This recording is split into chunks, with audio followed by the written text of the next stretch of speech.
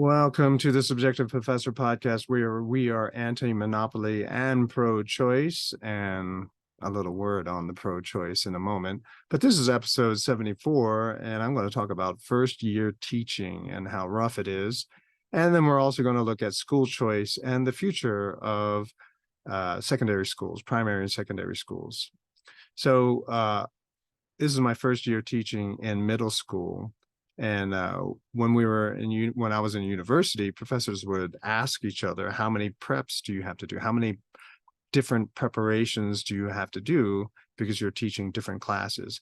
And people would kind of go, "Ooh, if you had 3 different preps," which I had sometimes, right? So 3 different courses, which means you have to prepare for 3 totally different lectures and 3 different presentations. And so a lot of people would kind of, give respect to other people if it's 3. And sometimes I did 4. So it was kind of crazy. But I gotta say, teaching middle school, hands down, is a lot more difficult. I have 6 new preps, and that's not including the minor elective courses that they asked me to teach as well. And so it's getting kind of busy. And as a result, I don't think I'll be able to maintain the everyday podcast format. And so I'm just going to try to record an episode whenever I have time, whenever I have an opportunity, or if there is some issue that I feel like I need to talk about. And, at this point, maybe a few years later, if someone ever does come around to listening to this episode, they'll be like, "Oh, okay, interesting take." So before we go into teaching at a middle school, I do want to talk about, say something about my pro-choice reference in my little intro blurb. I do have strong beliefs on choice personally. So in my church and with regard to my family, I very much make clear that I am choosing life. And as a result of choosing life, people have to be very careful about their behavior and the choices that they make. So, in other words, everything is about prevention, care, responsibility, right? And of course, if someone is confronted with that choice, I'll make my case. But at the end of the day, it's that person who's going to make that choice. And whatever choice they make is between that person and God, if you believe in God. And Lord have mercy, right? But as far as judgment, that's not my call. Thankfully, that's not my job. But what I do know, and so therefore I don't believe that the government has any say in that issue, never did, right? But by having certain laws, and especially having the Federal Reserve, printing out all these dollars, and yeah, if you look at the nuts and bolts of it, it's a little more complicated than just simply printing dollars, unless we go to CBDCs, but that's for another episode, right? So if we didn't have a Fed, creating all this money through which the government can now subsidize, quote unquote, healthcare, you would have a lively debate, right? Instead of this mindless, quote unquote, women's rights rhetoric, which really, if you think about it, is a thinly veiled argument for, irresponsibility. And just so you know, it's not just irresponsibility on the part of women. The argument for women's rights encourages massive irresponsibility on the part of men, right? I've had many discussions in university where this basically, so I've had guys come telling me, "Oh, no, it's all on the woman. It's their body. It's their choice." But if you listen carefully, and I pointed it out to that person, right? But it takes 2 to tango. And so therefore, what you're doing is you're using a lot of the women's rights rhetoric to pretend like you have no responsibility. And they couldn't fight it, right? They couldn't disagree because that actually is what goes through their minds. You wanted the rights, here they are. Now I'm not going to think about it anymore, right?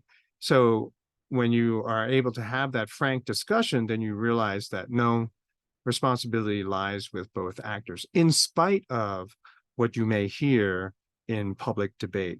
Okay.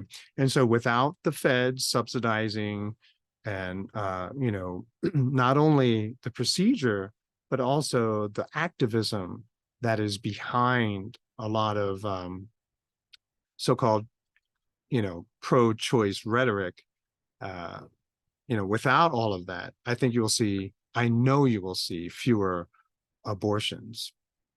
And so that's why I'm pro-choice, right? Instead of trying to do it that way, my approach, or my preferred approach, is that you let people make their choice, but then have to take full responsibility, whatever the consequences may be, including psychological. So coming back to teaching in middle school, I thought it was really interesting that nearly all of my students are from the city. I've often made the argument that because of the big cities' policies, it's very, very difficult to start a private school or a charter school within city limits. And so sort of as a thought experiment, without ever really exploring it, but just saying, well, so what I would do is I would just set up a school just over the city line, but I would try to draw most of my students from the city. And I thought it was really interesting. In the first day of class, I just asked students where they were from, and they were all from the city. Some of them lived in the old neighborhoods where I grew up, which are so dangerous that I wouldn't even think about even driving through there. That's where they live. And their parents are basically made a decision that they will not send their children to the local schools. And so they are going to have them go to a school outside the city so that they have a proper education. And so in a broad sense, I don't think any of them will ever listen to this, but most people outside of this situation, they would say that these kids are from the ghetto, and people who live in the ghetto are poor, and poor people are stupid. That is a stereotype that is very strong and exists in the minds of many, many college students, right? Because I, encountered it all of the time. That's the stereotype. That's the racialization, right? You live in the ghetto, and the only reason why you would live in a ghetto is because you're stupid. You don't even realize that your life sucks, kind of thing.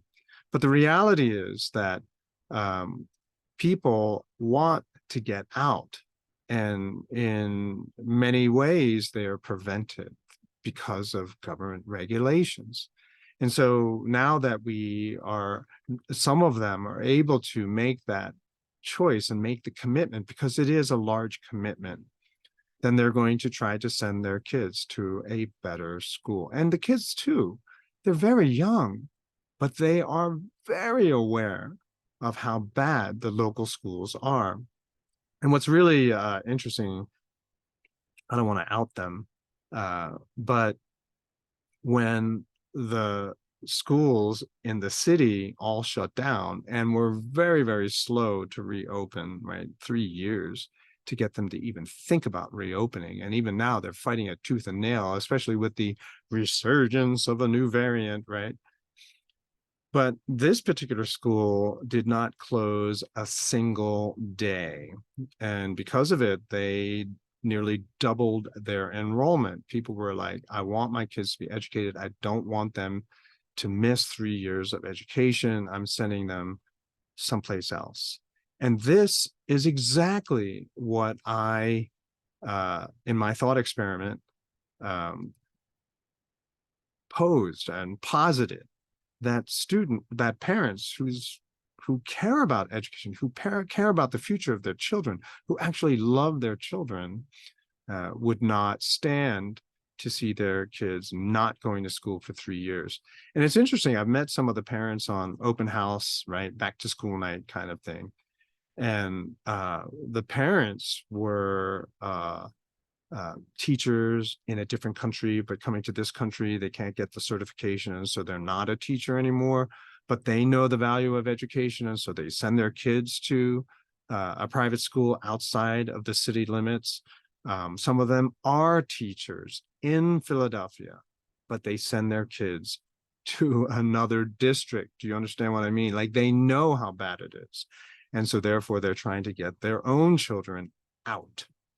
And so what we have to realize is that poor does not mean stupid, that there are many reasons why a lot of people feel trapped in the ghetto. And a lot of it is because of many rules and the lack of knowledge. Like, they didn't know that they had the option to send their kids outside of the city.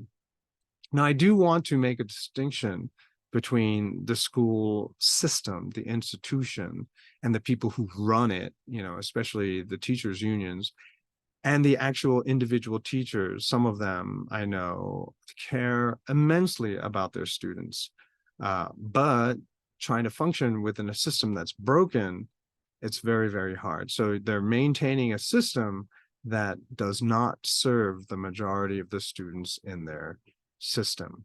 Okay. I do believe that if there was more choice, and I mentioned this before, that you would have better teachers as well, better quality of teachers. Imagine if you could pay teachers much, much more because you figured out how to streamline education, how to teach in such an effective way that you can make $100 million per year, just like that Korean teacher, through online education, how he pulls in $100 million a year. We talked about that in a previous episode. So let's not say 100 million, let's call it $200,000, $300,000. You would attract so many more bright and intelligent, innovative, creative, fantastically able to teach teachers instead of getting the bottom third, right? A lot of the students who go into teaching tend to be not all of them, but tend to be in the bottom third of student bodies in college, right? So they can't do anything else. So what do? They go into teaching, right? You would attract a much higher level of student, right? Also, another thing that I noticed, about the student body where I'm teaching now, a lot of them have special needs. Now, they're not extreme special needs, right? Because there are no elevators or ramps, right? This is a very old school, so there's just a lot of steps. And so some of the kids have certain special needs, but not so bad that they need a lot of special attention, rather just enough so that they get bullied all the time at school. And so their parents would, right, because teachers don't really do anything about bullying these days.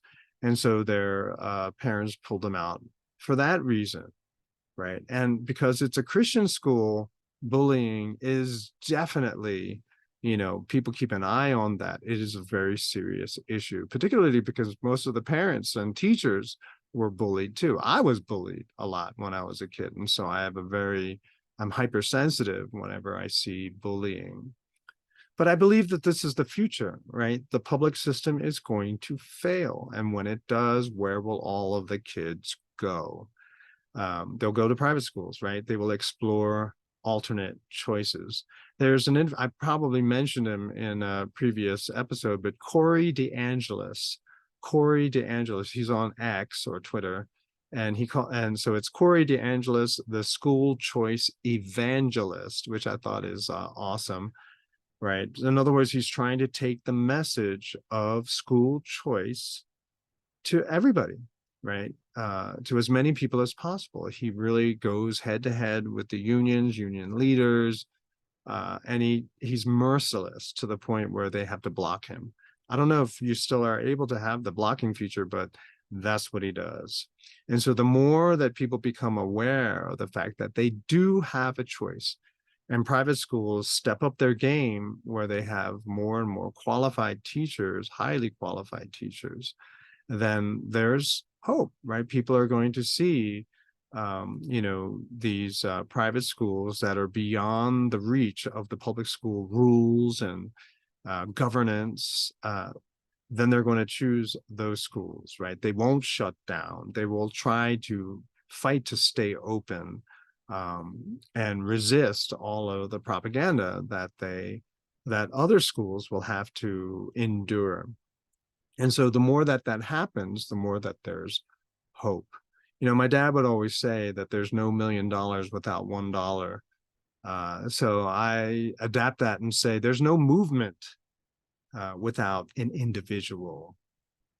And individuals only come by hearing that there's hope, learning that there's something better, through which education, through which they realize they have more opportunity, that they don't have to perpetuate this sort of generational poverty kind of thing, or live down to the racializations of the ghetto, of certain racial groups. They don't have to live down, but they realize that that's only part of who they are, right? Their background and all of that, that instead they have so much potential.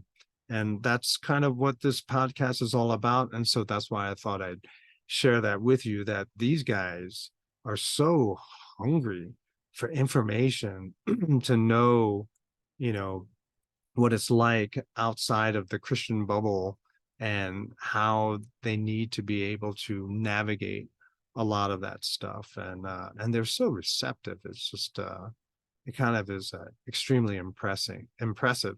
So I just wanted to share those little things with you, and hopefully inspire you to do anything, right? Even volunteer at school, to try to create those opportunities to be able to share your experience, your knowledge with others. And that's it for this episode. I will talk to you soon.